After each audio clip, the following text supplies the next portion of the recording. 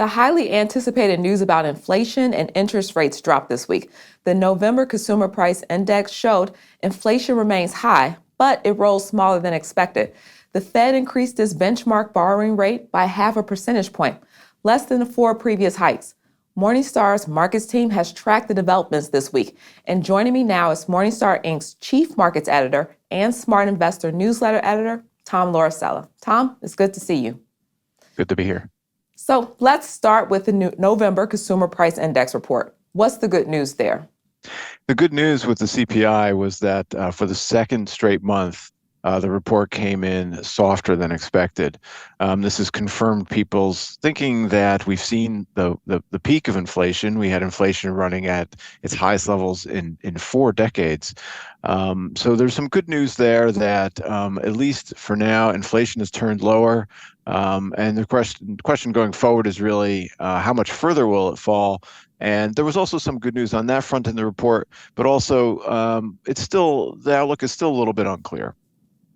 So the Fed chair, Jerome Powell, spoke about the Fed's fight against inflation. How does his view on interest rates compare to the stock market's view? Yeah, this is a really interesting situation that we have going, which is that the stock market in particular has been behaving as if the Fed was going to be able to start lowering interest rates next year, that inflation would be down close to the Fed's target, and that we also wouldn't have much of a recession, if one at all, and that everything was going to be fine. But Powell was saying something completely different. He was speaking in a very hawkish anti-inflation tone, saying basically that it's unclear whether they've won the battle against inflation and that the Fed is going to keep fighting and keep rates high until they're sure that inflation is really dead. And so there's a little bit of a difference between what the market has been expecting, what Powell said, and that helped account for the sell-off that we've seen in the stock market the last few days as investors began to rethink this Goldilocks kind of outlook. Now, an article appearing in this week's Smart Investor newsletter has the headline, "Why the Fed May Yo-Yo with Interest Rates." Tom, why could that be the case? Yeah, this is another interesting aspect. So what may or may not happen next year, Fed policies, the outlook is very confused right now. We spoke to one of the strategists at Bank of America, and the idea there is that as we get into 2023, that there's a very good chance of a recession, and that the Fed would likely respond to that recession by lowering rates. However, they may end up lowering rates before they've won the battle against inflation, which could mean that the Fed would lower rates and then discover that inflation is starting to rise back up and have to raise interest rates again. So you kind of have that yo-yo effect in Fed policy. Again, another outcome that the market isn't really looking at.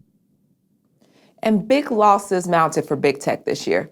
Why did big tech have such a brutal year? Yeah, this was one of the big stories for 2022 as we, start to wrap up the year. Prior to this year, one of the best places for investors to be were these big mega cap technology companies like Apple, Microsoft, and this year it was the opposite. They were among the worst places to be. Many of these stocks, household name companies, have done much, much worse than the overall market. We've got Facebook parents company Meta Platforms down 66% this year, 66%. Semiconductor manufacturer NVIDIA, which was up triple digits in 2021, is down 42%. Really, the story was the rise in interest rates, very optimistic expectations for these companies that just clashed with the reality of what was happening out there in the economy. And the net result is that some $4 trillion of market capitalization was wiped out of just the 6 biggest tech stocks this year. It's quite a story for 2022. Well, let's shift to 2023. Morningstar has released its bond market outlook. What are the risks and opportunities for investors? Yes, Dave Sekera, our strategist, outlined his outlook for the bond market this week. And, the idea is that the bulk of the interest rate increases from the Fed are behind us. That we'll still have some more of that in the early part of the year. But the Morningstar house view is that inflation is going to be coming down enough that it could be a good environment for bonds. It kind of depends on the types of bonds that you're investing in and what time of year we're talking about.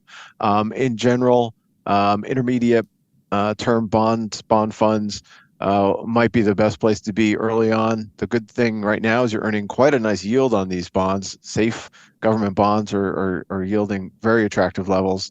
And then as we get further to the year, if the Morningstar forecast plays out and inflation comes down, the Fed can ease. Longer term bonds will be the place to be.